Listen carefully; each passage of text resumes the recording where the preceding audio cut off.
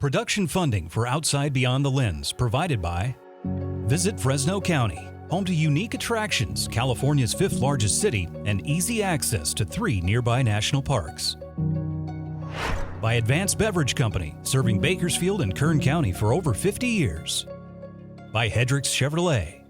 We are proud to support the spirit of travel in each of us. Every journey has a first step. Adventures start here. By Hodges Electric Inc., over 5 decades of delivering innovative solutions for residential, agricultural, and battery storage systems. By the Pinstar Group, promoting opportunity and growth for the future. By Central California's Valley Children's Healthcare, futures worth fighting for. By A+ Signs, we never stop innovating for you. And by Valley Air Conditioning and Repair, family owned and trusted for over 50 years. Proud to support public television and the wonders of travel.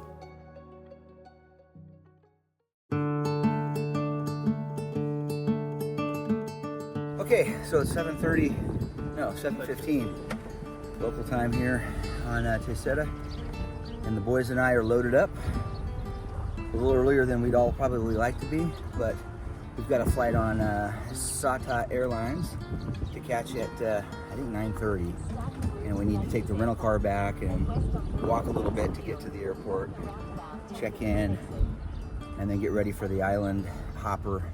It's only going to be like a 25-minute flight from here over to Sao Jorge, which is going to be our next island, which we're all looking forward to. When we first landed on the island of Terceira, it felt like stepping into a dream stitched together by wind, water, and time. And in just 24 fast-paced hours, we raced to uncover its colorful villages, volcanic landscapes, and the spirit of people forever tied to the sea. But the Azores, these 9 volcanic islands scattered like stepping stones across the Atlantic, are much more than a single place. They are Portugal's farthest reach, a living link between Europe and the open ocean, a place where nature writes the rules and where those who call it home find their own way to live by them. Zach is already digging the donkeys. He's already made friends with the 2 of them. Today, our path leads us to a neighboring island, Sao Jorge. Sao Jorge Airlines, the Azores' own carrier, connects these remote islands with a service that feels more like flying with family than just getting from point A to point B. Sao Jorge becomes a trusted companion on a journey that demands a little more patience and rewards it with so much more. In just a short hop, the outline of Sao Jorge rises from the sea, long, narrow, and jagged. They call it the Dragon Island, and from the air, it's easy to see why. A serrated spine of volcanic mountains runs down its center, while steep green cliffs tumble into the Atlantic like folds of a sleeping dragon's back. Our base camp for the next few days will be the small harbor town of Velas, a peaceful place to catch our breath before setting out to discover a land shaped by fire and water. All right, well, another one of the breathtaking views that we're having along our drive to the far eastern end of Sao Jorge, the kind of topo we're headed to. This moment of zen interrupted by Zach Allen and his drone. This is a place of hidden treasures. Okay, this is unreal. Ancient coastal villages called fajas, where fertile land slips between cliffs and sea. Places like Faja dos Cubres, where the world seems to slow down to the rhythm of the waves. Johnny and I are out here on the peninsula on the edge of the lagoon. John's getting a pretty cool shot set up this neat little yurt, rock hut thing. And viewpoints like Miradoro do Topo, where standing on the edge of the world doesn't feel like a metaphor. It feels real. And you can see way off in the distance behind me is Terceira. That's the island we were at a couple of days ago. Get ready to journey deep into Sao Jorge's wild beauty, where the power of nature and the persistence of people collide. She's a lover, this one. This is an autochthon breed, so as you can see, it has the cross of Christ, and she's from Azores. Beautiful. And where sometimes the best pictures were the ones you never knew you were looking for. This is a very special place. When you travel, the world becomes a smaller place. When you explore with friends like mine who share a love of photography, destinations come to life. we tell the stories of travel with our cameras, capturing the wonders of this world in every frame. Day one of filming on the island, and it's like crazy. But on every trip, the unplanned moments we film are the ones we remember the most. Jordan, good to meet you, brother. Good to meet you too. Now, join David Boomer, Zach Allen, John Neely, and me, Jeff Aiello, as we set out on a new journey to discover the people, places, and food that all make travel life's never-ending adventure. This is Outside Beyond the Lens.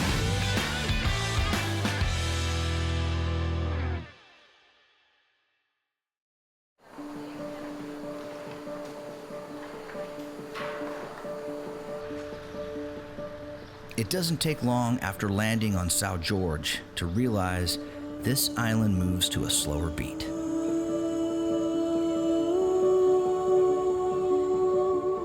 But once again, we have to survive the rental car situation. Our crew is no stranger to small rental cars. We've packed gear into compact hatchbacks from Croatia to Colorado.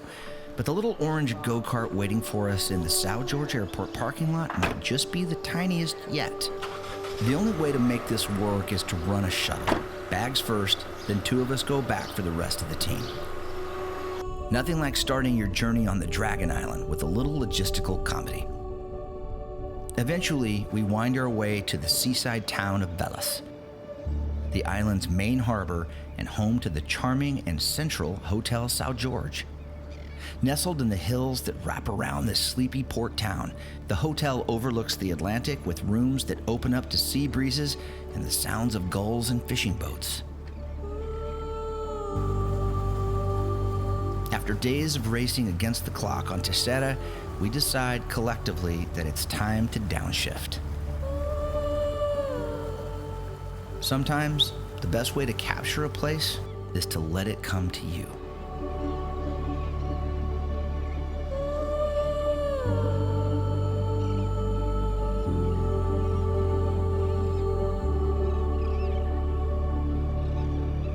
By late afternoon, with rested eyes and recharged batteries, both human and camera, we wander down into Velas.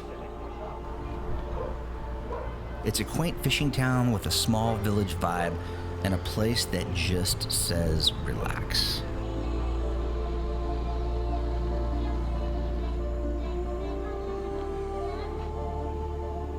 Here, photography becomes less about chasing light and more about noticing it.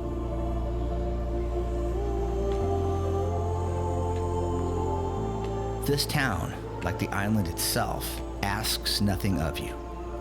But if you slow down long enough, it offers everything: peace, texture, and soul.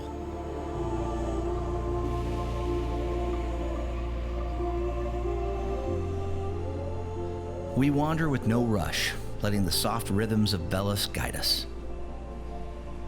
But there is a destination on our minds. Somewhere in this quiet tangle of streets, a small Brazilian restaurant that John spotted online, a local favorite, tucked just off the main square.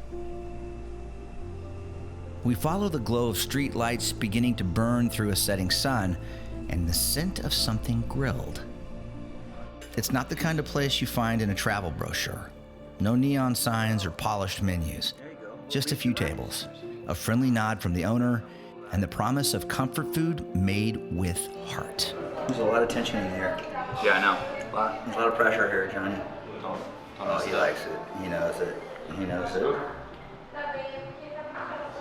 Yeah. These beans must be good. Yeah, he knows it. Mm-hmm. Thank you. Thank you.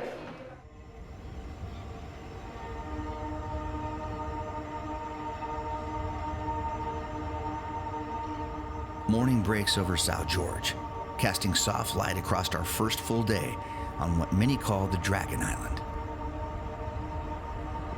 We're up early, drawn by that quiet pull of curiosity that comes with discovering someplace new, someplace wild. Right away, the vibe here is unmistakably different. Life on Sao Jorge moves at a slower pace. There's a rhythm to the island that feels rooted, unhurried, and grounded in simplicity. With just over 8,000 residents scattered across its narrow length, the island's long, thin shape and modest road system make it easy to feel connected to both land and sea at the same time. As we head east, the road gradually lifts us out of the low-lying villages and into a dreamlike layer of morning mist that clings to the hills.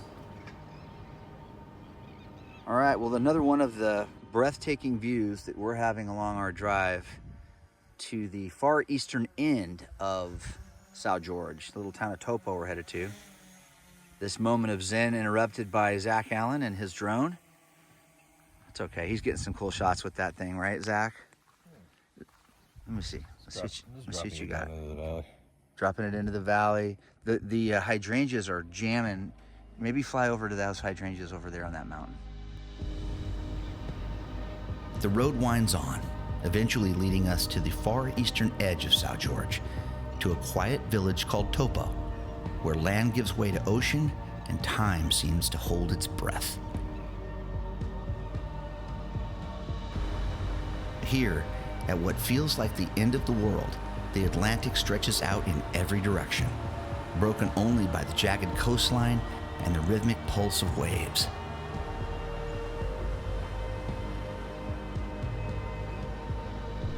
Perched above it all is the Topo Lighthouse, a stoic sentinel that has watched over these waters for generations. Its simple white tower stands not just as a guide for ships, but as a symbol of endurance against the wind and sea. At our feet, something unexpected. An intricate compass rose laid in stone, perfectly aligned, as if to remind travelers of where they are and from which direction they came from. It feels less like a map and more like a message. A gentle nudge to keep exploring, to stay curious, to let the journey unfold.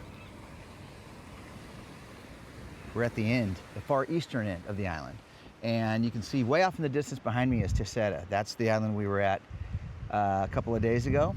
And took the short SATA Airlines flight right over here, about 20-minute flight over to Sao Jorge. The small village of Topo is just up the hill from us. Some of the houses here are on the outskirts of town. Everybody has a garden, everybody has a couple cows, everybody has a couple goats. It's just a wonderful place to chill.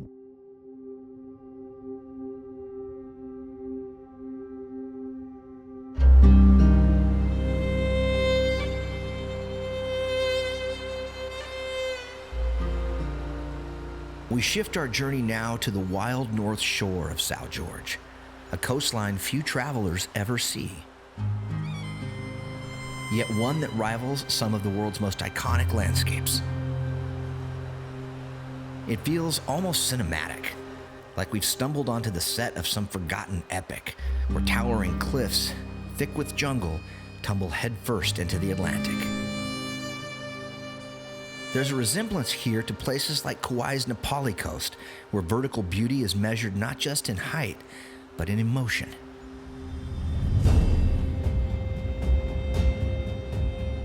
Crossing the spine of the island, we pause at roadside farms, where the Azores' signature patchwork of green fields and volcanic stone walls unfolds beneath a sky painted with clouds. In the distance, Pico and Fayal rise from the sea, constant companions on this journey, anchoring our horizon with their quiet presence. Then, the land begins to change. Our path narrows. The scenery tightens. And just when we think we've seen the island's best, Sao Jorge delivers something completely unexpected. Oh my gosh, you guys, that is ham. There's the village down below. Folks, this drive down to the Faja is crazy. Mind is blown. All right, here's a look at, this is just insanely gorgeous, beautiful, the green, the blue waters, Terceira Island off in the distance. Look at this. It's just, dude, it's breathtaking. Look at that. I want to snorkel that right now. God. Okay, this is unreal. I'm literally freaking out at how pretty this is. From the edge, a narrow road snakes downward, tight and twisting, as if carved into the very bones of the earth itself.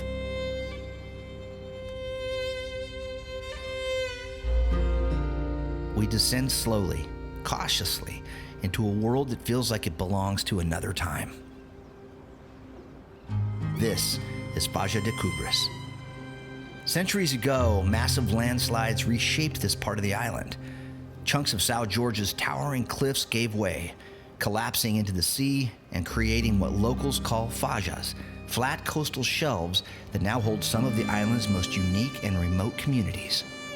Each one has its own story, each one a fragile thread between the cliffs above and the sea below.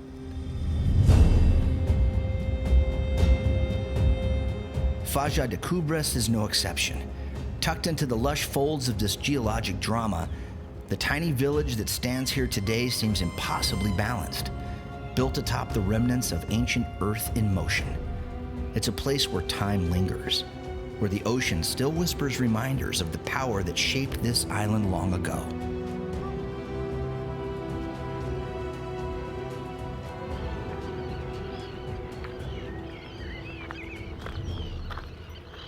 All right, John Neely and I are here on a little walk to a bird sanctuary area here on the Faja, and we are enjoying ourselves immensely. That's the understatement of the year. Wouldn't you say, John? Yeah. Stunning. It's stunning. Not too crowded down here. I mean, there are tourists here, and they should be. This is the place if you're a tourist, you want to come.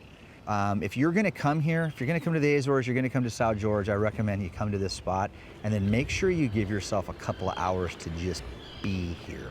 Don't tag it. This is not a place you want to come, tag it, take a couple pictures and leave. You want to get into this, because this is a very special place. There's not a lot of this going on Earth, where you have these sea cliffs that have slipped into the ocean, have reestablished themselves into their own thriving ecosystems, and you can come and just be here. Light's changing right now, clouds are blowing across, we're getting this great dance of light and shadow. It's just awesome. Bring your camera too, by the way. Just when we think Sao Jorge can't surprise us any further, we find a small stand tucked beside the parking area. Its tap gleaming in the fading light. Ice-cold Superbock on draft, the Azores local brew waits like a quiet reward for a day well spent. With trail dust still on our boots and camera batteries nearly drained, we sit back and let the moment settle in. The Atlantic sparkles just beyond us, and for a few minutes, time loosens its grip. Well, cheers to another cool adventure with my buddies. Right now, nice cold Superbock will get us back I'll get you a beer. on the road, although that sounds pretty bad. I can't. We only have one about every 6 hours. Yeah. Yeah, a couple of cool beers. Luckily, John's driving. He's not drinking, so we'll be okay. Cheers. Our mission today has been a bold one, to capture the island from end to end, tracing its spine from sunrise to sunset. And now, as golden light spills over the western edge of Sao Jorge, it feels like we've done just that. Almost.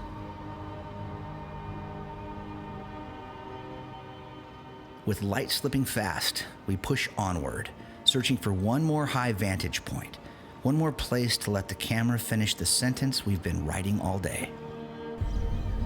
That's when we stumble onto something unexpected.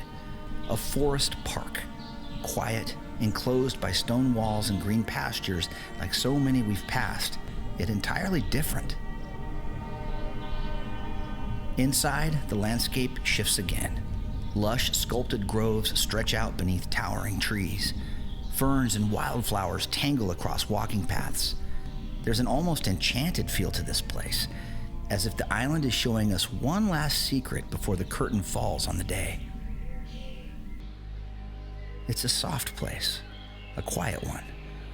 And as we wander through its shaded trails, we find ourselves once again overcome by the diversity of this island's beauty. Every step feels like a thank you from Sao Jorge. The next morning brings a familiar rhythm, bags packed, gear stowed, and the subtle weight of the trip's end beginning to settle in. We make the short hop back to Terceira for one final day of exploring before our flight home. there are still a few places calling to us, unfinished chapters in our Azorean story. Chief among them, a winding drive to the top of Serra de Santa Barbara, Terceira's highest point. As we rise, the landscape changes with every mile, climbing from farmland to thick forest to volcanic summit. From the top, the island unfolds beneath us like a living map. The Atlantic stretches beyond every horizon. And from above, with the drone, we get a glimpse into the island's origins, an ancient caldera, jungle ponds nestled in its rim, and the raw volcanic bones that built this land. But time is chasing us now, and there's room for just one more stop. A tip from a couple of locals sends us inland toward the island's quiet middle. Down a narrow lane and past a patchwork of stone fences, we find it. Again, something unexpected and entirely delightful. A small, working donkey farm. I didn't know places like this existed. I didn't know you could milk a donkey. But that's exactly what we're going to learn how to do, thanks to our donkey dairy guide, Roberto. Because milk of donkey is 98% similar to human. No They kidding. use that for the babies. That's crazy. I guess we're going to get into this, but is it similar to cattle milk, dairy cow? I have the pasteurized milk for you to try. Okay, I you hope do. you will like it. I'm going to okay? try it, and John wants to try it too. The camera guy right behind you. He's really thirsty it's for very some rich donkey in milk. It turns out this little farm in the middle of Terceira is doing something pretty remarkable. The donkey milk produced here is pasteurized, dried, and shipped all over the world. Used in everything from specialty soaps to high-end skincare products. Who knew? Oh, that's awesome. Robert and his team have embraced modern milking technology to keep up with demand, but in the spirit of honoring island traditions, I decide to go old school. Oh man, I don't think he's liking what I'm doing here. Oh, got it all over my shoe. Okay, there it is. Yep. Let's just say milking a donkey by hand is not as easy as it looks. And while I may not be giving up my day job anytime soon, it's another one of those unexpected moments that makes the trip unforgettable. Because out here, even the most ordinary things come with a twist of the extraordinary. Oh, here we go. We're trying some donkey, and so this has been pasteurized. Yes. All right, good. Yes, sir. Looks almost like regular milk, maybe a little bit different color. Hope you enjoy. Salud. Salud.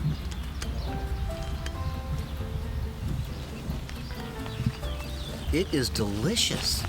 It's nothing. No, compared it's to nothing the cow. like it. It's nothing like a cow milk, like cow's milk. It's very good for your health. So It's got a mild sweetness to it. There's no sourness to it at all. kind of water. Yeah, oh, I'm what blown we- away. The grass. I'm blown away at how good that is. Alphonse is helping us out here. Nice. Good pour. Good pour, Alphonse. Oh, thank you. Obrigado. Yeah, you can tell it's thin. Cheers, cheers. Let's see what you guys think here. Donkey milk in the Azores, guys. It's good. Oh my gosh. It's really good, man. It's different. Yeah. Well, yeah, it's different, but halfway to a White Russian. yeah. That is sweet and Yep. Okay, donkey milk, we're sold.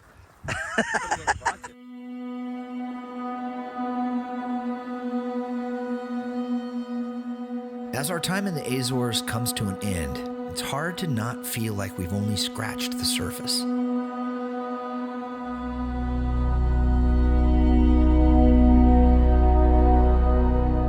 These islands, carved by fire, shaped by ocean, softened by time, hold something rare.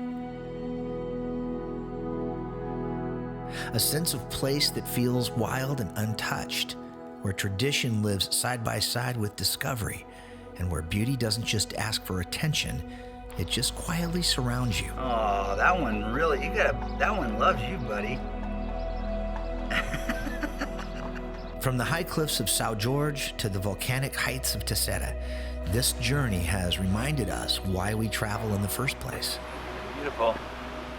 Not just to see new places, but to feel them, to be humbled by their power, to be surprised by their charms, and to let the lens do what it does best. Capture not just what's in front of us, but what lives in the moments between.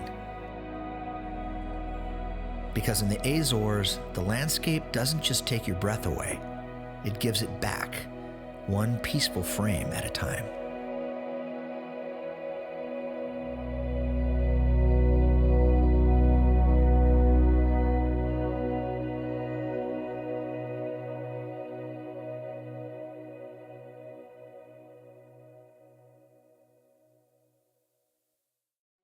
Production funding for Outside Beyond the Lens provided by Visit Fresno County, home to unique attractions, California's 5th largest city, and easy access to 3 nearby national parks. By Advanced Beverage Company, serving Bakersfield and Kern County for over 50 years. By Hedrick's Chevrolet. We are proud to support the spirit of travel in each of us. Every journey has a first step. Adventures start here.